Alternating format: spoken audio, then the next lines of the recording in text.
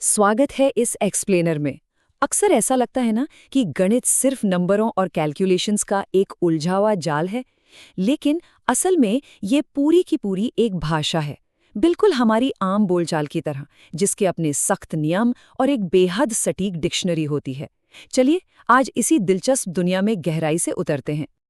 आगे बढ़ने से पहले एक नज़र आज के एजेंडे पर डाल लेते हैं।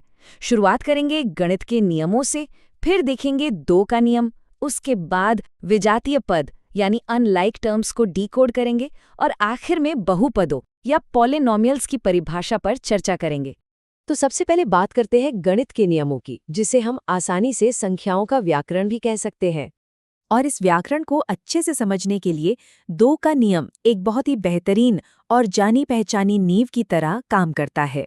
इसे ऐसे समझते हैं जैसे अंग्रेजी या हिंदी सही से बोलने के लिए ग्रामर चाहिए होती है, वैसे ही गणित में भी व्याकरण के नियम होते हैं। दो से विभाज्यता का नियम इसका एक क्लासिक उदाहरण है। बिना इस व्याकरण को समझे हम गणित की भाषा नहीं बोल सकते। ये वो बुनियादी नियम है जो आगे के मुश्किल सवालों को हल करने का बेस बनाता है। अब यहाँ से हम एक कदम आगे बढ़ते हैं और देखते हैं विजातीय पद, जो असल में बीजगणित यानी अलजेब्रा की असली शब्दावली हैं। अक्सर गणित की भारी भरकम किताबों में ये शब्द देखकर सिर चकराने लगता है, लेकिन यहाँ एक बड़ा और दिलचस्प सवाल ये है कि आखिर कौन सी चीज़ इन पदों को एक दूसरे से अलग यानी विजातीय या अनलाइक बनाती है। इसका जवाब काफी सीधा है। पदों को विजातीय या अनलाइक सिर्फ और सिर्फ तब माना जाता है जब उनके लिटरल कोएफिशिएंट्स यानी कि उनके शाब्दिक गुणांक एक दूसरे से बिल्कुल अलग हों। बस इतनी सी बात है। इसे एक और उदाहरण से और साफ करते हैं। अगर -3x² की तुलना 7x³ और 4x4 से की जाए तो अंतर एकदम स्पष्ट नजर आता है। हर एक पद में ये लिटरल कोएफिशिएंट बदल रहा है और यही बदलाव इन्हें एक दूसरे से एकदम अलग यानी अनलाइक टर्म्स बना देता है। चलिए अब आखिरी हिस्से की ओर बढ़ते हैं, बहुपदों की परिभाषा और इसमें एंट्री के बेहद सख्त नियम।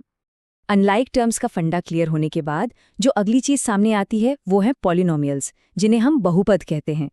मजेदार बात यह है कि एक पॉलिनोमियल किसी वीआईपी क्लब की तरह होता है। इस क्लब में एंट्री पाने के लिए वेरिएबल्स को एक बहुत ही खास और सख्त क्राइटेरिया पास करना ही होता है। और वो क्राइटेरिया क्या है? परिभाषा बिल्कुल साफ कहती है कि पॉलिनोमियल एक ऐसा बीजीय व्यंजक है जहां वेरिएबल्स की पावर सिर्फ और सिर्फ नॉन नेगेटिव इंटीजर होनी चाहिए, यानी घात ना तो माइनस में हो सकती है और ना ही कोई फ्रैक्शन, सिर्फ और सिर्फ गैर ऋणात्मक पूर्णांक। अब जरा इन एग्जाम्पल्स पर ध्यान देते हैं।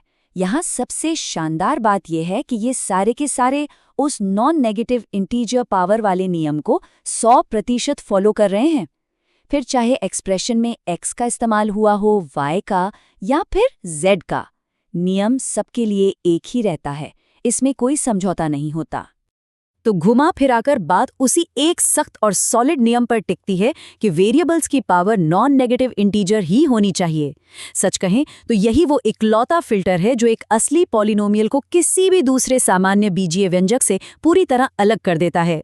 जाते जाते जरा इस बात पर गौर करते हैं। ये कितनी हैरत की बात है ना कि गणित के ये छोटे छोटे साधारण से नियम आपस में जुड़कर एक इतनी विशाल और जटिल भाषा बना देते हैं। और इसी भाषा के दम पर आज का एडवांस्ड साइंस और इंजीनियरिंग टिका हुआ है। क्या पता यही बुनियादी नियम कल की किसी बहुत बड़ी वैज्ञानिक खोज की असली चाबी साबित हो। ये वाकई सोचने वाली बात है। इसी विचार के साथ इस एक्सप्लेनर को यहीं विराम देते हैं।